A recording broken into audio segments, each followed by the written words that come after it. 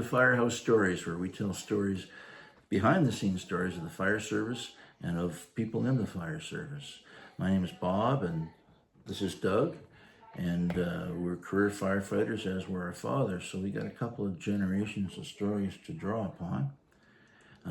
And today we're going to tell stories about firefighters, not so much in the fire department, The fire hall business, but something we did right after. Yeah. We were working nights, and we would get off on Thursday morning. And for the week, the river was running really high. There's a river that runs through our city, and in the spring, you know, so a little bit of white water, you know, a little bit of fast water paddling. So we thought we'd take the canoes down. Canoe, Bob and I, just one canoe is what it started off. I'd canoe anywhere with Bob. But another guy decided he wanted to come along. Who's never canoed before. No, well, he's been in a canoe once or twice at the cottage. Maybe on flat water. Yeah. But anyways, so we decided, you know, it got up that morning, but that night it was cold. Like, I mean, we're talking 30, 32 degrees. And actually on our trip down the river, we actually ran into snow. Snow, yeah. So we got off work, and we got everything done, and we met, and we all packed. No, Bob phones me at work, and he tells me, he says, "But Doug," he said, "we're running the river tomorrow, right?" I said, yeah, the chief's telling us to stay off, but we're running it. And he said, "Yeah, don't forget that." But he said, "Listen," he said, "Dave, we call him Punk, right? He wants to run the river too." And I said, "Well, he's never canoed before." "You're a strong paddler. You'll be fine." I said, "What, me?" He said, "Yeah, he's going to be in your canoe." He said, "I'm going to do it solo." He said, "You do it with him." He said, "But..." Well, I had to take, if it's 3 people, I had to take a solo canoe. He said, "You're a strong paddler." He said, "You'll be fine." Well, anyhow, go ahead, Bob. But as Doug said, you know, the cities, you know, the media were saying, stay off the rivers. You know, every year there's a river fresh. The fire chief was saying, stay off the river. Getting on the news. Yeah. Anyway, so we're off that morning, and we're anxious, and we get out there, and we set up the shuttle, because we had to have a car to drop the canoes off in one once we got there. And finally got the canoes in the water. And man, my God, I mean, this is going pretty good. Pretty good, yeah. I And guess so. and it was in a flooded stage. Like, there's a dam there, right? So it's not just a natural spring flood. It was, you know, controlled, but the water was controlled, but they were letting out enough of it so that the trees that were normally on the edge of the water were under the water. So, like, if you got a little bit to the right or the left, Oh, you just paddle through the trees. it's like ping pong balls, right? Yeah, you get pushed through the trees by the current, right? And this is a well-developed river, so you know, where it runs into big curves and stuff like that, it has cement walls. They're just to protect the riverbank. So we're working our way down and doing a pretty good job of it. Yeah, it was working. Yeah, and we've been in the canoes for maybe half an hour. We come to this. Go ahead. No, you go. Yeah, there's a sweeper at that one bank. Yeah, we come around a corner and Tell them what a sweeper is. a sweeper is a tree that sort of fall down like that, and the branches are into water, you know, and they call it a sweeper because if you go into it underneath the canoe, It's going to flip you. yeah, and sweep you out of your canoe, right? Exactly. So anyways, we come around, it was like an S-bend, we come around the left-hand turn, and it goes into a really sharp right where there was one of these break walls, cement break walls. And just around the turn, Doug and Punk, I'm gonna call him Tiny, but the Punk, they got caught on the wrong side of the river. Well, I'm telling you, I said, give me a draw, like that, because that's all you have to do is draw the front of the canoe over, and we get by the sweeper. He goes, "A what?" And he takes his canoe and paddle out of the water, holds onto the gunnels, and turns around and says, "What did you say?" I said, "Give me a draw." Jeez, by that time we hit the tree. And then we're just sliding along the tree, and I'm bracing, thinking, well, we're gonna pull this off. As soon as we get to the end, over we go. Flip this. Yeah, it gets to the narrow part of the side where Doug is, right? And then it just lost its balance and it went. So, you know, I'm sorting this out. So I worked my way across, and and the one guy stayed with the red canoe. We both stayed with the canoe. Other guy, the one that we call Punk, he's just a little guy, and I'm a big guy. So I'm holding on to the back of the canoe, and he's out of the water, drying off.